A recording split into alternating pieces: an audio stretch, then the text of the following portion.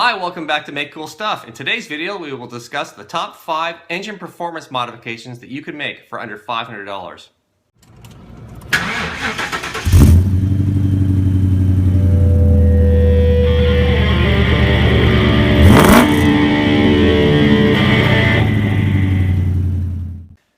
So these are the top 5 engine performance modifications for under $500 that make the most sense to me.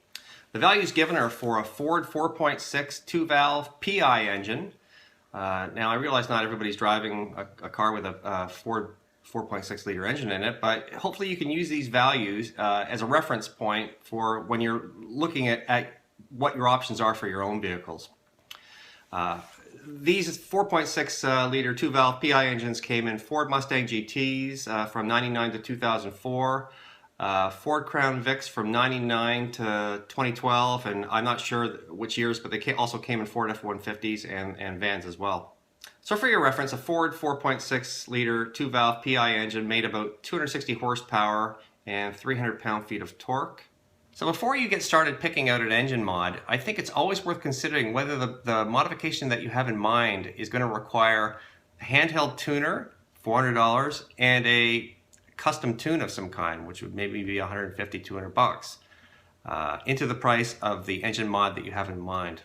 So in no particular order, the first performance engine mod that I'd like to discuss is Underdrive pulleys. Now I did install Underdrive pulleys on my Ford Crown Vic Police Interceptor by using the part number from Stita that was available for 99 to 2004 Ford Mustang GTs. I had to also include a Ford Mustang GT alternator, as the alternator on the Ford Crown Vics is larger and the alternator pulley won't fit on unless you do that. Now these provide very good horsepower gains for the price. So $250 and you get 11 horsepower peak and 10 foot-pounds of torque. Now you get gains all across the RPM range. There's no retuning of the vehicle required. Now these work just by underdriving the accessories on your car, slowing everything down and taking that extra power that is now available and sending it to the wheels rather than using it for the accessories. So a reasonable gain for the money, I think. Easy to install. You're talking an afternoon, and here's the picture of the kit that Stita provides. You'll also need something to remove the harmonic balancer, a puller, a gear puller of some type. Here's a picture of one that's typical. I think this is similar to the one I have in my toolbox, and I think it'll probably work for a harmonic balancer. Now the next modification I'm going to talk about is handheld tuner programmers, and these allow you to retune your car or retune the engine computer on your car to change the fuel maps and the spark advance curves in the program to dramatically change the way your car will perform. And I must admit, I actually, when I looked at the chart, dyno chart provided by one of the manufacturers, it's astonishing what the kind of power these things can make. So for the Ford 4.6 2-valve engine, the tuner that one manufacturer was providing could make 10 horsepower peak, 17 pound-feet of torque peak as well. But really, the really astonishing thing is what happens at the lower RPM, and I'll talk about that in a minute. So these can be installed literally in minutes. It comes with a cord that plugs into your OBD2 plug on your car, and no tools required. A couple of minutes to make your selections on your handheld programmer, and away you go. So here's a picture of a couple of the units that I use on my Fords. I picked up one of them used for I think a couple $100, and I think the other one is a little more advanced. The one with the it's got some additional tools on it for measuring 0 to 60 and quarter-mile times and things like that. But really, even if you just looking for the modification to just to retune your vehicle, the simpler one will work. And the next slide I'm going to show you here is a dyno chart provided by one of the manufacturers, and really what is really astonishing is the kind of power gains they're showing at lower RPMs. It's just enormous. So well worth doing. I really like these mods for the money. So $400, huge bang for your buck. Next on my list of budget performance engine mods is mild performance camshafts. Now these can be had for $500 or less if it's a single cam engine. I know I'm showing $600 there because the Ford 4.6 is a twin cam engine, and if you stick with a mild performance cam, and that really is what I would advocate here, you might be able to get away with not changing the valve springs, which can save you a lot of money as well. So The other benefit of a mild performance cam is as long as the intake valve timing isn't too much different from your stock camshaft, you can quite possibly get away with not retuning the engine, which was the case with the Ford Crown Vic. It ran quite well with a mild performance cam. Now, the camshaft that I used was a Crane Cams 379601. That included 2 camshafts, and it was I think you can get this kind of thing installed in your car. Probably it's a little more involved with the Ford 4.6, but I think you can do it in a weekend. It's possibly a one-day job if it's a pushrod engine. The gains can be quite spectacular. On the Ford 4.6, the heads are the limiting factor on the Ford 4.6, but you're seeing gains of 35 horsepower peak and 3 pound-feet of torque. Most of those gains would be 4,500 to 6,000 RPM. That is the case with most performance camshafts. The OEMs tend to bias their cars for drivability at lower RPM, but you know, if you're looking for more power, this really is the way to go.